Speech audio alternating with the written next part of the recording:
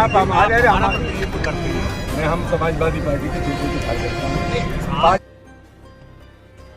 और बुलंदशहर से बड़ी खबर, सपा सांसद के काफिले को बुलंदशहर की सीमा में घुसने से रोका गया।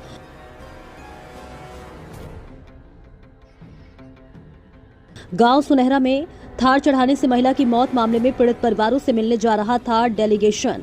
सपा प्रमुख अखिलेश यादव के आह्वान पर बुलंदशहर जा रहे थे राज्यसभा सांसद रामजीलाल सुमन। सपाइयों के डेलीगेशन को अलीगढ़ बुलंदशहर की सीमा गंवाना पर पुलिस द्वारा रोका गया।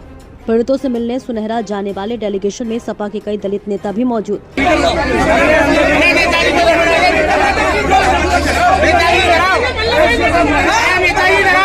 कोतवाली देहात के गांव सुनहरा में हाल ही में थार चढ़ाने के कारण हुई थी दलित महिला की मौत। मामले में कार्रवाई करते हुए पुलिस आरोपियों को गिरफ्तार कर भेज चुकी है जेल।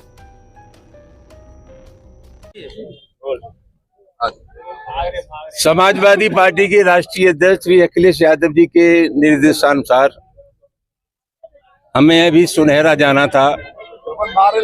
हमारे साथ हमारे अनुसूचित जाति प्रकोष्ठ के अध्यक्ष भारती जी, लोहिया वाहिनी के प्रदेश अध्यक्ष, अम्बेडकर वाहिनी के प्रदेश संतोष जी और पार्टी के जिलाध्यक्ष, ये डेलीगेशन था।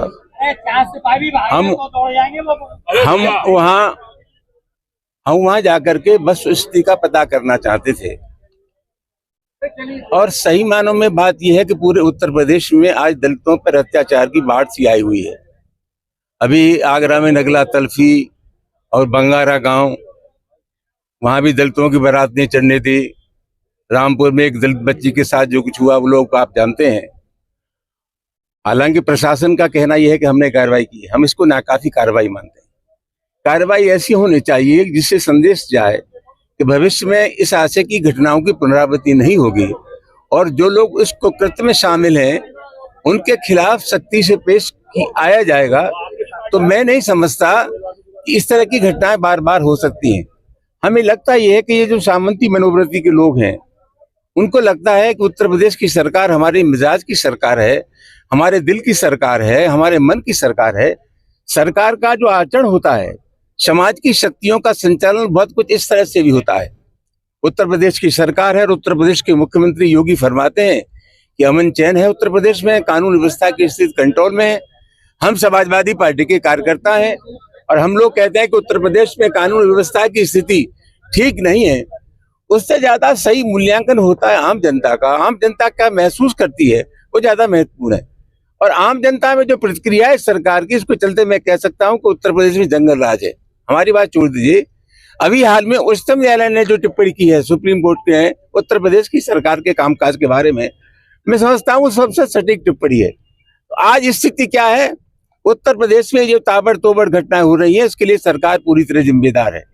जगह जगह बाबा साहब अम्बेडकर की मूर्तियां तोड़ी जा रही हैं और एक शॉर्टकट निकाल लिया है प्रशासन ने कि जहाँ मूर्ति तोड़ी जाती है वहां नई मूर्ति रखवा देते हैं। एक भी जगह प्राथमिकी दर्ज नहीं हुई। अगर एक जगह मुकदमा लिख जाता उनके खिलाफ कार्रवाई हो जाती तो उस प्रकार की घटना नहीं हो सकती थी। मामला बहुत गंभीर है, वहां जाना चाहते थे, स्थानीय प्रशासन ने हमें रोक लिया है। और मैं समझता हूँ जहां जहां हम लोग जा रहे हैं कोशिश करते हैं कि जो दलित हैं, पीड़ित हैं, उनके दुख दर्द में हम लोग शामिल हों। वहां जानबूझ करके इसलिए रोका जा रहा है कि जमीनी हकीकत लोगों के सामने ना जाए, लोगों में एक नया भरोसा, नया विश्वास समाजवादी पार्टी के कार्यकर्ता पैदा करना चाहते हैं। जानबूझ करके हम लोगों को रोकने की साजिश की जा रही है। और जो अवांछनीय तत्व हैं, अभी रास्ते में कुछ तत्व हमें मिले जिन्होंने हमारे मित्रों को गाड़ियों पर पथराव करने की कोशिश की। मैं जानना चाहता हूँ क्या कर रहा था इनका एलआईयू, क्या कर रही थी पुलिस, कोई एहतियात बरता गया? तो मामला बहुत गंभीर है और मैं समझता हूँ इसकी इतनी आलोचना की जाए कम है। उत्तर प्रदेश में दलितों पर अत्याचार की बाढ़ आई हुई है, उसकी रोकथाम का कोई समुचित इंतजाम नहीं है। कुछ वर्ग के लोग मदांध हो गए, अंधे हो गए, उन पर कोई अंकुश नहीं है। समाजवादी पार्टी अपना धर्म समझती है कि जो पीड़ित लोग हैं उनके पास हम लोग जाएं और उनसे कहें घबराओ मत, संकट की इस घड़ी में हम तुम्हारे साथ हैं। आपका कुर्ता फटा हुआ है, कौन सा? ये मुझे मालूम है। मैंने इसी वजह है कि कुर्ता मेरा फटा हुआ था, लेकिन मुझे मालूम था कि कुर्ते के ऊपर जब जबारकट पहन लूंगा तो फटा हुआ कुर्ता दिखाई नहीं देगा।